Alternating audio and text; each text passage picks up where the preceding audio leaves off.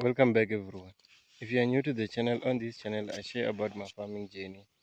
On today's video we are spraying cypermethrin on my okra. So it's really advisable to take really good care of your okra because okra get attacked by so many pest diseases, and some of them at this age you might think they're not there, or else they're just laying eggs on your okra. So make sure that you spray really well. And then the other thing which I can advise you is to spray okra when early in the morning to avoid burning your okra with the chemical which you are using. And the other thing is that you should usually use a correct a correct mixture, because if you don't really mix well, it's where you will find yourself losing a lot of okra due to the chemicals which you were spraying. So the other thing here is that if you check this one is under attack by diseases. So but like I will spray it with fungal disease. This is fungal. So your okra can also be affected by hurricane, by ants. Ants are even attacking. If you look, they ran away now because of I've just sprayed. So if you don't really take care of your okra, you will lose, and you will end up losing a lot of money, a lot. And especially by the time of harvesting, you will find your okra not in a very good state.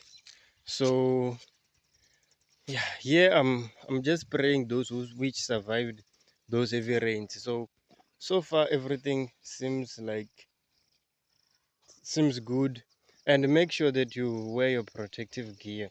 You shouldn't spray it like by the time the sun is really out, because these chemicals, they're really harmful, especially when they're evaporating on the leaves and you are busy spraying and the sun is out. So make sure that you spray early in the morning or late afternoon. So the other thing is that there are always ants on your okra. You will think they are just there going up and down, or else they are really destroying your okra. And the moment they are there, you should spray. Just make sure that you spray well. You do scouting, especially at this level. When they are still young, you can keep a blind eye a little bit, but the moment they start growing, you should be prepared of spraying and doing scouting, because like there might be some diseases which are now attacking you and you're not aware of them. So my advice is that do do your inspection every day.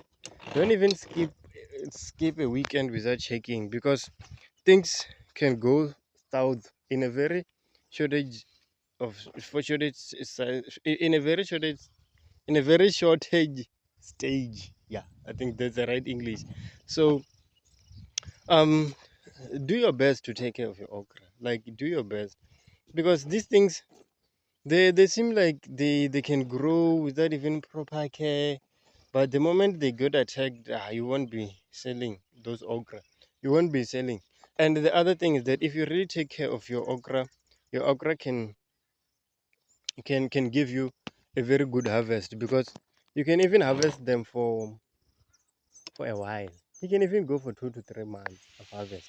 But usually sometimes some people only go for two months, or even just 1 month. And then they start to have those black things. So my advice is that just take take care of them. And the way where you see there's a shortage of them is that there are some of my okras which died because of those heavy Limpopo floods. So that's why there are some shortage. And the correct spacing, I didn't really use correct spacing here. But the other thing which I saw is that, which I know is that if you really give them good nutrients, but if you check here, there's a space of breath, like of air. So it means that there will be air flowing, air circulation here. So it doesn't really require me to be not making them closer to each other. If they're close to each other, they require a lot of fertilizer. So the thing is that you will have to really give them good fertilizer, or if your soil is good, then you are okay. Yeah, if your soil is good, then you are okay, because they don't really require a lot of really big care like cabbages, other vegetables. So okra is it's kind of like simple. Yeah, I'm just spraying, you see, and then I might even spray again within 5 days.